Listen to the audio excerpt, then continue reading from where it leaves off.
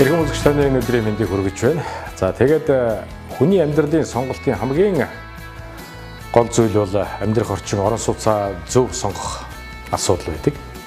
Тэгэхээр өнөөдөр үндсэн нэвтрүүлгийнхаа энэ удаагийн дугаараар Наамал Дүнзэн хаусын талаар та бүхэндээ мэдээлэлээр хүргэж байна. Энэ Наамал Дүнзэн хаусын давуу тал, за дулаан, загвар дизайн, энэ цаашлаад сүүлийн үед нэвтрээд байгаа энэ Наамал Дүнзэн хаусын талаар үзэгч та бүхэнтэйгээ өнөөдрийн нэвтрүүлгээрээ уулзах гэж байна.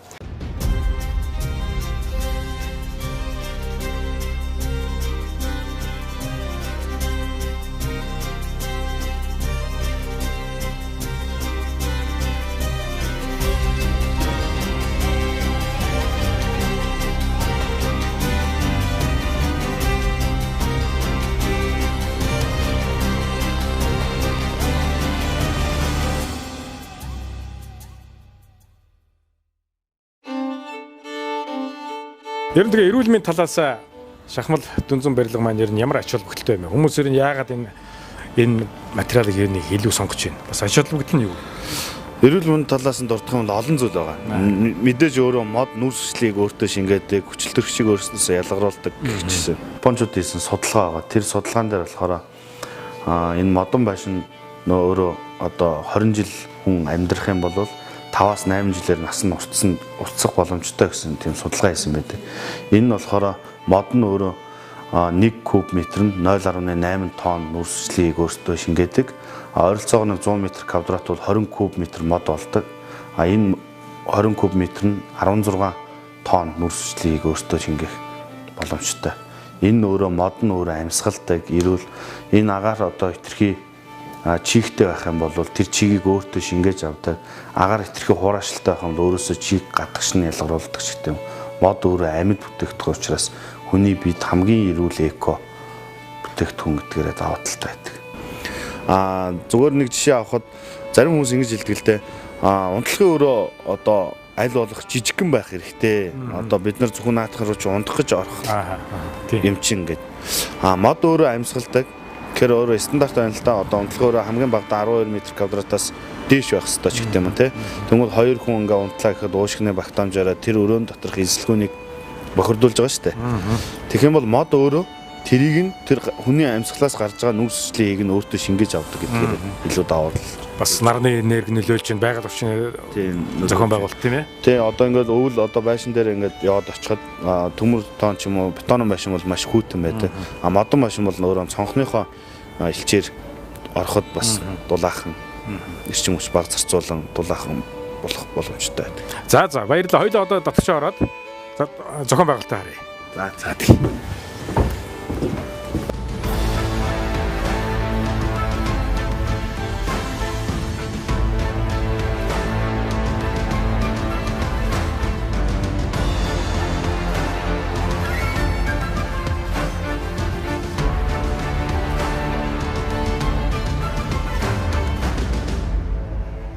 Наамал Дүнз.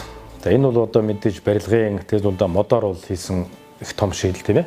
Энэ ч одоо Финландаас гаралтай байгаа шүү дээ. Финландаас. Тэгэхээр ерөн Скандинавын орнуудын амьдралын нөхцөл болцоо, уур амьсгалын байдал нь манай Монголын маань эрдэс уур амьсгалтай бас их ойрхон байдаг. Тэгэхээр зэрэг бас манай Хангал констракшн маань бас энэ Наамал Дүнзэр энэ зөв шийдэлтэй энэ эко хамгийн гол нь энэ эко сайхан мод үнэртдэг байгаль орчинд ойрхон иймэрхүү материалаар хийж байгаа нь сайшилтай байна. Тэгээд энэ дулаан аллалтын хувьд бол мэдээж 100% гэж бас ойлгож болох уу? Ер нь хүмүүс маань захиалагчд маань ер нь энэ материалыг сүүлийн үед ихэд сонгоод байгаа шүү дээ бас. За тэгэхээр дулаан алдагдлын хувьд мод маань өөрөө 9 хөндөй бүтэцтэй ийм материал байгаа, барилгын материал. Тэгэхээр нарс одоо мод бол 1 см квадрат нь 35 нэгттэй байдаг. Энэ өөрөө дулаан алдагдлын коэффициентээр нь үржүүлэх юм бол 18 см байх юм бол дулаан алдагдaltaгүй эрчим хүчний хэмнэлттэй гэдэг энэ нөхцөлийг хангадаг. Тэгэхээр өөрөө дүнзний арзмаар маань 20 байгаа. 20 24 гэд гих мэтчлэн нөгөө шаардлага стандартаа бол хангаж байгаа. За бидний энэ нэвтрүүлж байгаа Наамал Дүнзэн нь болохоор модыг ширхэг банзаар нь хатааж боловсруулад энэ дотор байгаа давирхаа чийг нь гадагшлуулж одоо бүдүүлгээр ярих юм бол буузын жам шиг жигнээд тэгээд өндөр технологиор одоо шахалтаар шахаж зориултын цавуугаар цавуудаж өндөр вольтоор тог зохиулан ингээ наагаад наамал дүнз маань өөрөө бэлэн болдог.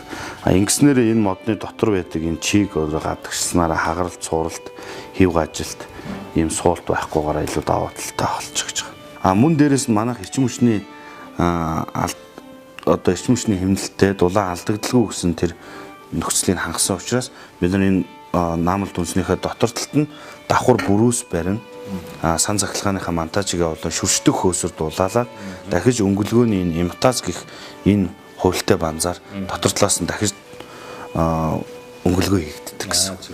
Энэ утгаараа одоо илүү найдвартай дулаан алдагдaltaгүй болчих гэж бодож байгаа.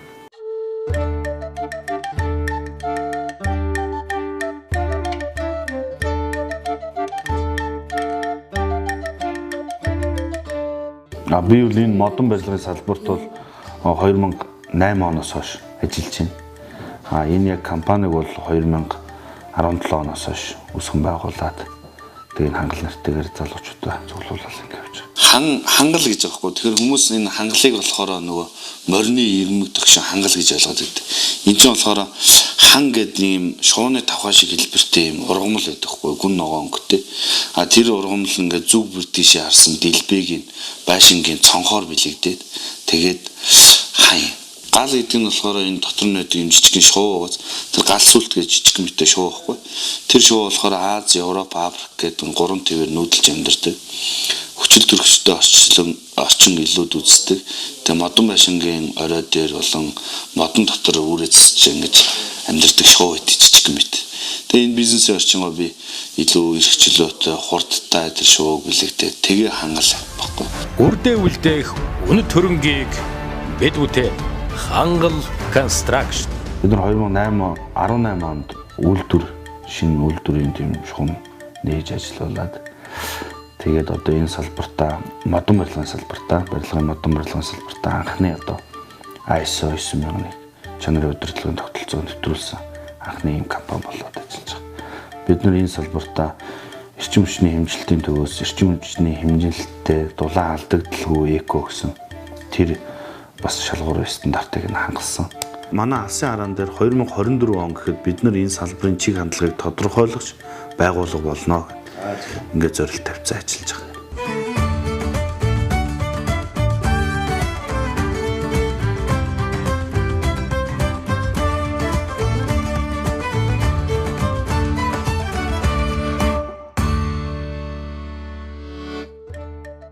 Хаус худалдан авах хэрэгцээтэй байгаа өрхүүдийн 66% одоогийн орон сууцны нөхцөлөө сайжруулах, 45% нь цэвэр эрүүл агаарт амьдрах зорилгоор худалдан авахыг хүсэж байна.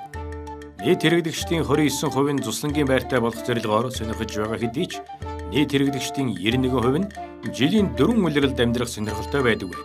Ер нь захиалагчид хэр байна? Тэгээ захиалагчдын маань ер нь одоо сүүлийн үед бас жоохон байгаль руугаа ойртсон эко орчинг бүрдүүлэлтийн ер нь идж байгаа хоол хүнсэнд ээж тэр амьдрах орчин нөхцөлтөөч тэр ер нь хүмүүс маань сүүлийн үед эко орчин сонгодог болчихжээ.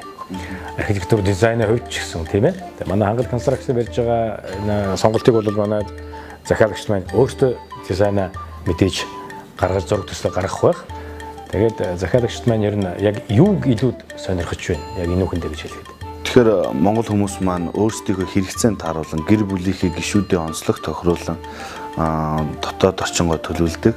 2 өрөөтэй байх уу, 3 унтлагын өрөөтэй байх уу, 2 унтлагын өрөөгөөр хэлбэр хэмжээ дизайнууд нь галт байгаа том өрөөтэй байх уу, цуг байх уу гэдгээс хамаарч гаргадаг.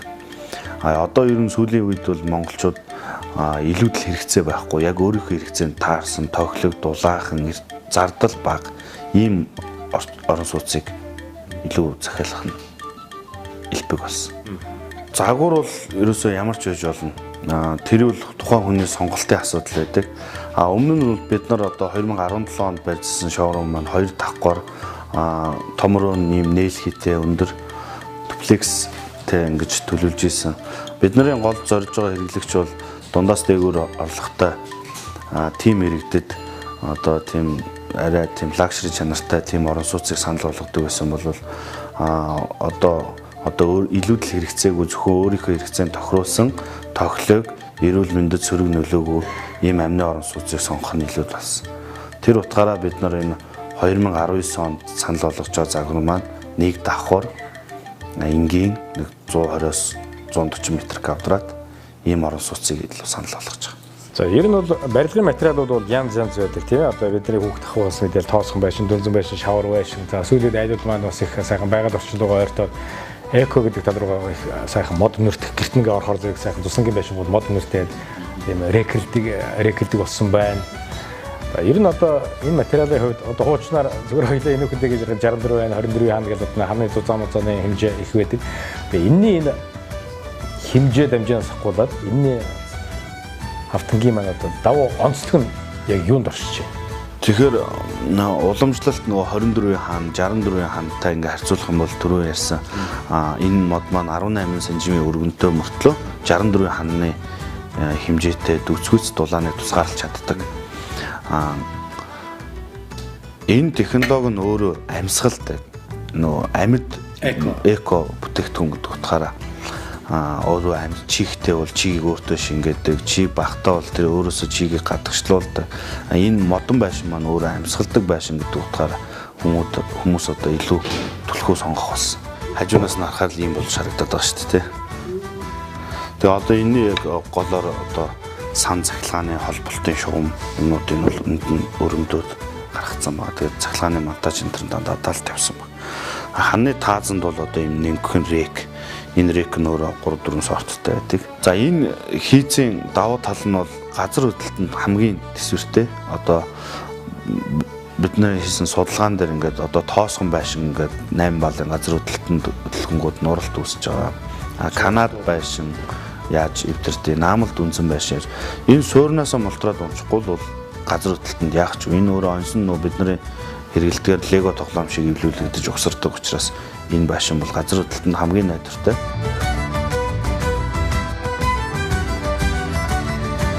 Ажлын явц төлөвлөлт нь болохоор бид нар одоо энэ дээр ингээд процессын зураглалыг гаргасан байна.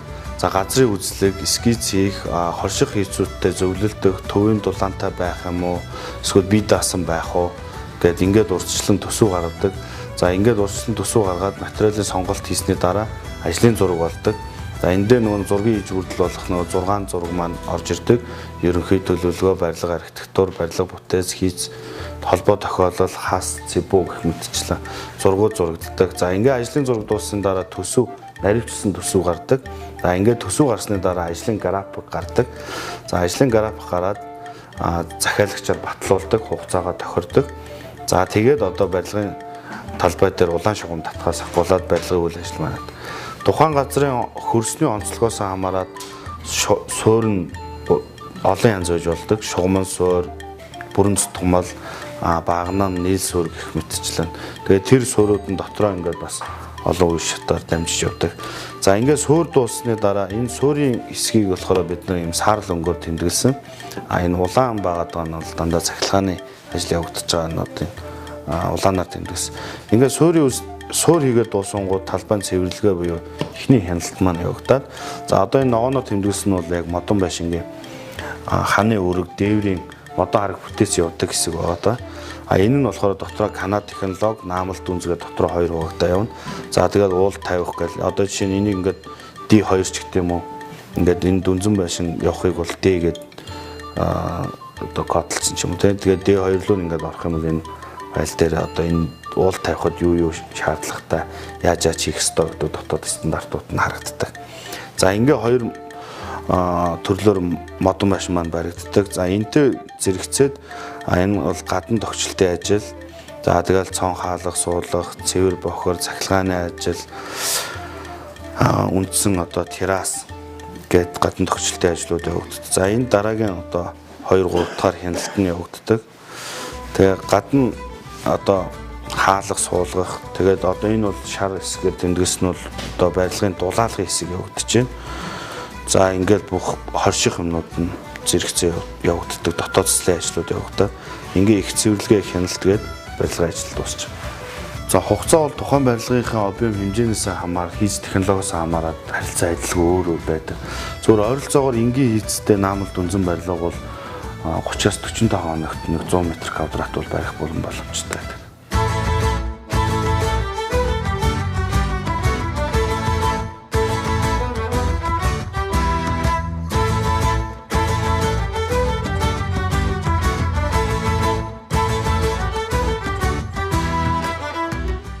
Хэн хотоос зайтай амьдрахыг хүсдэг вэ? Хотод боломжийн байртай хүмүүс, нас тогтсон иргэд, бага насны хүүхэдтэй хүмүүс тус хотоос зайтай, дуу чимээ багтай эрүүл агаарт амьдрахыг хүсдэг юм байна.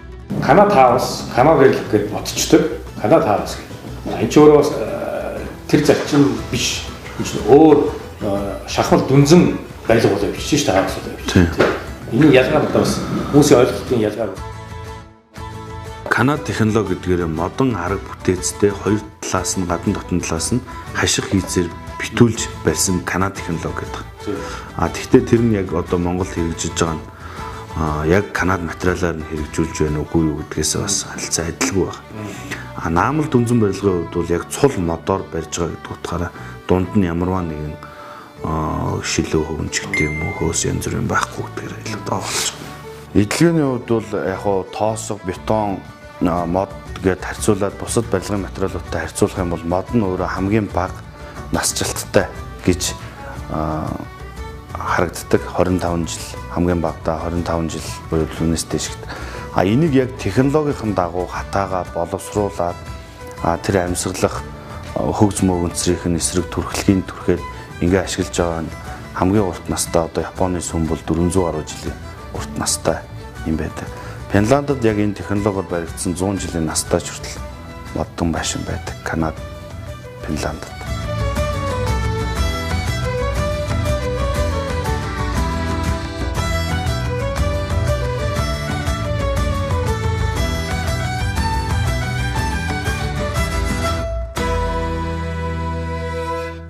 Энэ Канад технологиор бол манай компани барьж байгаа метр квадрат нь сая 300 мянган төгрөгөөс эхэлж байгаа. Сая 300, сая 500 гэдэг энэ материалын орц чанараас хамаарат үнэнд өөр байгаа. Наамал дүнзэн нь болохоор сая 800-аас 2 сая 400-ийн хооронд байгаа. Энэ нь нөгөө дүнзний аризмаараас хамаарат 16 таа авах уу, 20-той 24-той тэгээд давхар дулаалгатай байх уугүй гэдгээс хамаарат үнэнүүд нь өөр байгаа. Зарим айлуудын хэрэгцээнд болохоор зөвхөн зундаа очиж амьдрах ч гэдэм үү. Зөвхөн одоо нар салхинд гарах тийм зорилготой бол одоо 16-гийн өргөнтэй ч гэдэм үү өртөг багтай тийм орон сууцыг илүүд болдог. Модон байшин нь болохоор энэ жил одоо 3 өрөө дараа нь 2 өрөө ч гэдэм үү ингээд нэмээд өргөтгөөд барих бол бүрэн боломжтойгоор бас давуу тал нь болдог. Мөн удирдал харгалзахгүйгээр өвлж барьж болдог. Нэг заавал нэг хавар зуны цагт нөгөө барилгын сезон гэхээр зэрэг юмаа барина гэж хүлээцтэй хандаад идэг. Нэг бол ямар ч үед бол барьж ашиглалтанд оруулаад аль ч үйлрэлд бол хийж болох юм байна. Өөрийнхөө өртөг хөрөнгө үйлчинд тааруулан эхний одоо хундамаа нэг том төлөвлөлтөөр нь хийгээд эхний жилдээ 2 өрөө, дараагийн жил 3 өрөө, 4 өрөө гэх мэтчлээ өргөтгөж нэмж болдог. Мөн улирал харгацахгүй барьж болдог. Тэгээд дулаалдаг, эрчим хүчний хэмнэлттэй, эрүүл мэнд гэл маш олон давуу талууд дурдж байна.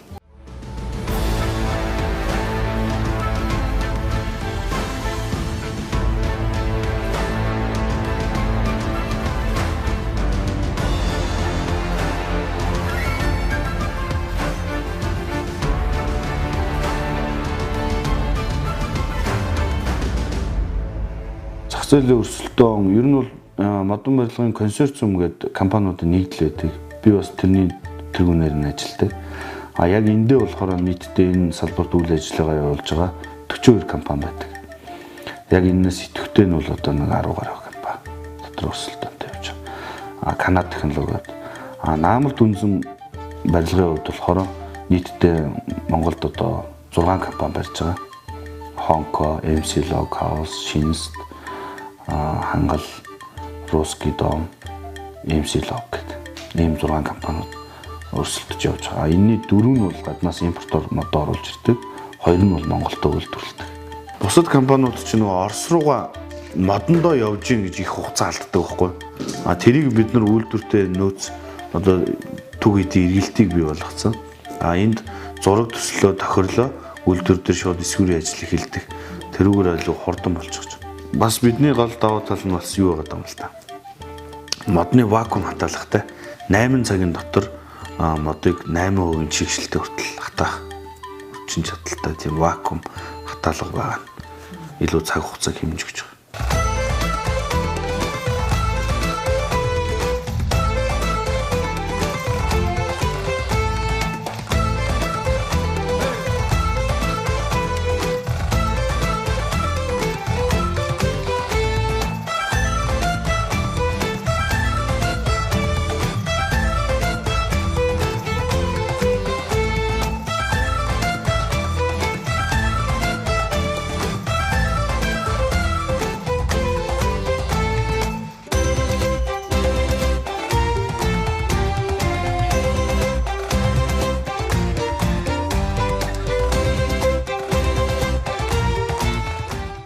Байшин барьчлаа. Байшин одоо бүрэн бариад дуусчлаа шүү дээ, тийм ээ. Фундамент цуцгаад ингээ сайхан дизайн загварлаг захиалагчийнхаа хүсснээр одоо сая загварлаг дизайн барьчлаа. Гэтэл дотор талын нөгөө дэд үтц. За нөгөө шугам сүлжээ, сангийн асуудал, дулааны одоо янз бүрийн асуудлууд тийм ээ. Халаалт малаалтаас хавуулаад вакуум орчин маань ямар хөө энэ шийдэл нэр нь яаж хийгдэх вэ? Энэ байшингууд маань өөрөө их ухаалаг болсон. Одоо мессеж чичээд тоогоо таслах, мессеж чичээд усаа хаах, аппликейшнаар өдөртөж хөшгөө нээх хаах. Мөн одоо юу гэдэг өөрийнхөө амьдралын онцлогтой тааруулаад ер нь монголчуудын хэм маяг маань ажлын 5 өдөр хотын орон сууцнд амьдраад хагас сайн бүтэн санд одоо лагер дээр очиж гэх юм. Тэгэх юм бол одоо энэ сүүлийн үеийн дэвшилт технологиор хагас сайн өдрийн одоо 2 цаг гэхэд өрөөний нэмэх температур 25 байна гэх юм уу. Ингээд гих мэдчлэн тохируулах олон шийдлүүд гарсан. Одоо манай компани энэ барилгатад нэвтрүүлж байгаа гүний худгийг бид нар байшингийн гадна талд биш яг техникийн өрөөнд дотор нь өрөмддөг. Тэгэхээр нөгөө худаг хөлдөх, ус дамжуулах, нөөцийн сав тэргээл тийм юм шаардлагагүй нөгөө ус өмхөрөх ч гэдэг юм уу, өнгөр тогтнож гэдэг юм удаан эргэлдсэн ч гэдэг юм. Тийм асуудлууд гарахгүйгээр шууд тэлтийн саваар дамжуулан одоо гүний 70-80 м доорх усыг шууд одоо ундандаа авч хэрэглэдэг гихжсэн олон даваа талууд бол бий болж байгаа. Тэ одоо юу гэдэг цуслан дээр амны орон сууц хүмүүс барихаараа дид үтцийн асуудал хүндрэлтэй гээд нийтийн эсвэл төвийн шугамтай холбогдсон байшинд илүү амьдрахыг илүү үзээд байдаг. Одоо ингээд технологи юмнууд сайжирч байгаа учраас хэний ч хамааралгүйгээр өөрийнхөө хэрэглээнд тааруулан халуун хөтөө устай, халаалттай тийм одоо тохилог орон сууцнд амьдрах боломж үүссэн байна. Хаус худалдан авагчийн 74% нь модтой, 65% нь гол устай, уулын энгэр газарт 17%, хотын төвд 10% нь байдаг байна. За ирхэн үзэгчдээ бид одоо хангад констракшны байран дээр хүрэлцэн ирээд өнөөдрийнхээ үнцийн нэвтрүүлгийнхээ энэ дугаарыг өндөрлөж байна. Үзэгч таваас харсан байх Наамал Дүнзэн хаус гэдэг маань ямар ашигтай, ямар экосистемтэй, ямар одоо загварлаг дизайнлаг болохыг харлаа. Бид шинэ ч гэсэн гэртээ ороход сайхан мод өнөртсөн, байгаль орчныг мэдэрсэн юм сайхан орон байранд амьдрахыг хүсэл хүлээ яах вэ? Мэдээж сүүлийн хүмүүсийн маань хэд сонирхдаг энэ Наамал Дүнзэн хаус маань зөв сонголт, зөв дизайн, зөв архитектур мэдээж дэд үтц бол мэргэжлийн өндөр түвшинд хийгдсэн байдгаараа онцлог давуу талтай. Ингээд үндэсний нэвтрүүлгийн энэ дугаараар Наамал Дүнзэн хаусын талаар та бүхэндээ мэдээлэл өглөө. Баярлалаа.